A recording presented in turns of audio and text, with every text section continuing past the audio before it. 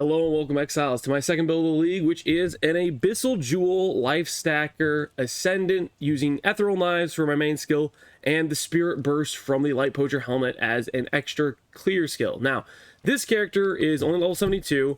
I'm going to go and basically get you the breakdown of what we're doing. So, right out the gate, Lightpoacher, shroud, lightless, they both got changed in pretty big ways. Lightless gives you 4% pen per abyssal charge along with percent life per abyssal charge, which means you can kind of stack some decent life if you go into a lot of abyssal jewels, as well as you get a lot of pen. This synergizes fantastically with Lightpoacher, which gives you a hell of a lot of phys as extra. Basically, with 15 jewels, this is roughly around 225% phys as extra into an element, because it's 5% of each element, so each abyssal jewel represents 15% extra. You might be saying, well, how do you keep up spirit charges? I'm going to switch this around. I'm going to update these flasks. I haven't perfected it yet, but basically you do worms, you kill worms, they give you charges, and I'm going to get a setup going where I basically can sustain charges at the cap while doing a boss fight via worm flasks. Things like this anoint here, I haven't even anointed my amulet, but replenishing remedies, for example, gives you 4 charges every 3 seconds for a hybrid flask like a hollowed, like a writhing jar. That gives you sustain. Pathfinder, Ascendancy, and Ascendant gives you sustain. Moral of the story is you get a lot of sustain on this, and you can sustain the spirit charges actually pretty comfortably, and especially while mapping, the charges kind of sustain themselves because you get a 100% chance on kill, and you just zoom through the map, and the charges will keep killing enemies as you go.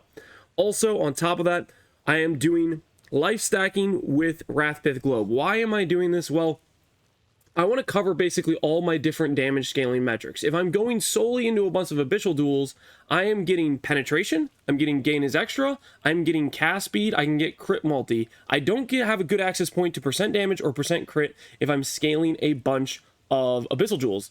Wrathpith kind of fills that niche. It gives me percent damage and percent crit, along with synergizing with the fact I am scaling into all of this life with all these abyssal jewels. And you're wondering, well, wait a second. If you have all these abyssal sockets, how do you make up for the fact you don't have a 6-link? You go for something like a multi-link weapon. These are actually really easy and actually quite strong in this league to do. This is basically just an awakener orb with more spell damage and spell echo. It's not like a... I didn't get particularly lucky on this. I guess I got pierced and I got phys to extra spells, but that phys to extra spells isn't really that much when you're considering how much we're scaling levels. Basically, you craft +2 support, you have the 2 links here, and then this mod here is actually pretty common in Crucible, +2 socketed spell gems. So even though it's at base 3 links, we get an extra 2 links from the influence crafts themselves, and +4 levels via the bench craft and the +2 here. So that's all you need to have a pretty convincing 6-link, and on top of that, you can get stuff like more cast speed, which I highly recommend. I think this is a very good mod. There's also stuff like base crit or crit multi. I like the more cast speed the most myself, and then on top of that, if we're really getting to min-max the build, we can start going for other support gems.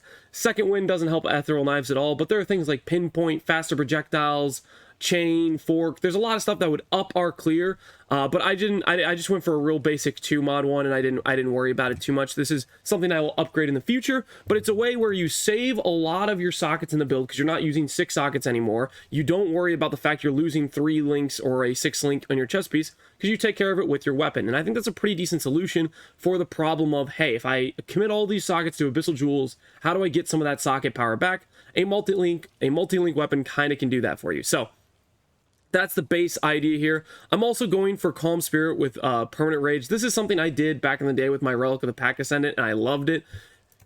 Pretty much how it works is when we're scaling all this life on the tree, and I'm only level 72, we're going to get this number much higher. If you get any amount of small base percent life regen, Sanctity has some, Warrior's Blood has some, Golem's Blood has some, I could maybe get some at Master Arena, I could get some here, I'm not sure I'm going to keep this.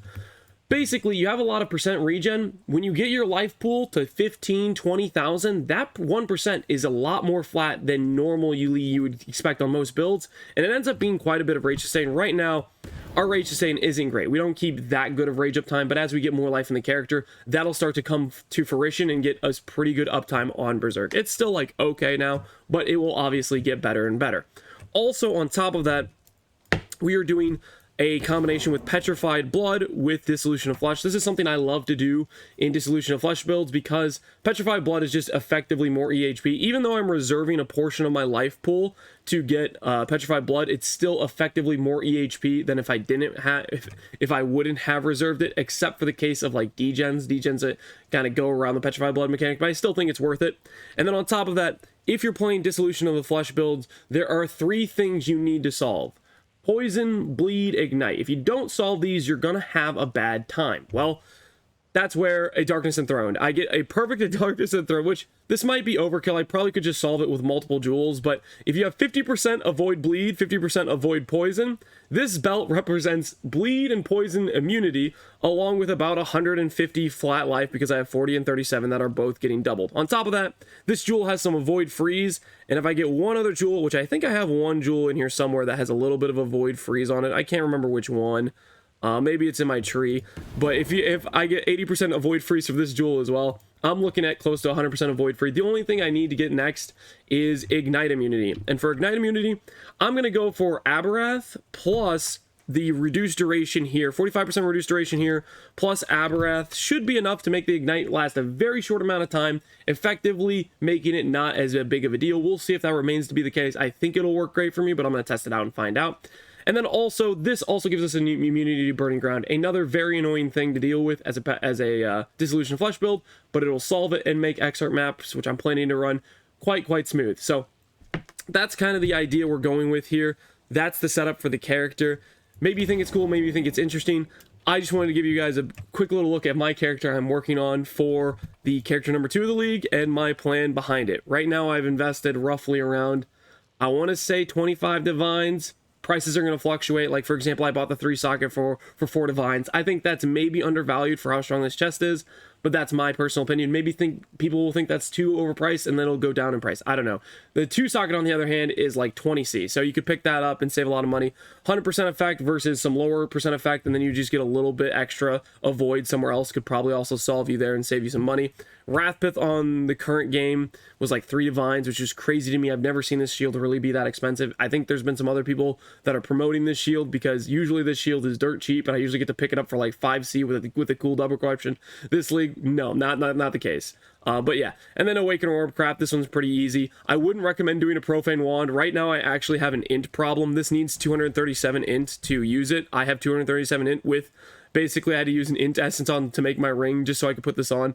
Don't use a base this high. I have done this to myself multiple times where I think, let me go to the best cast speed base, and I don't think about, oh wait, that's gonna screw me in terms of how much int I need. So I'm gonna eventually, I think I'm gonna craft another weapon that doesn't require so much int, and then be able to drop a lot of this into my build, and blah blah blah blah blah blah. I'm gonna work on the character. This is what I'm working on. Hopefully you guys like the build, and as always, take care, Exiles, and peace out.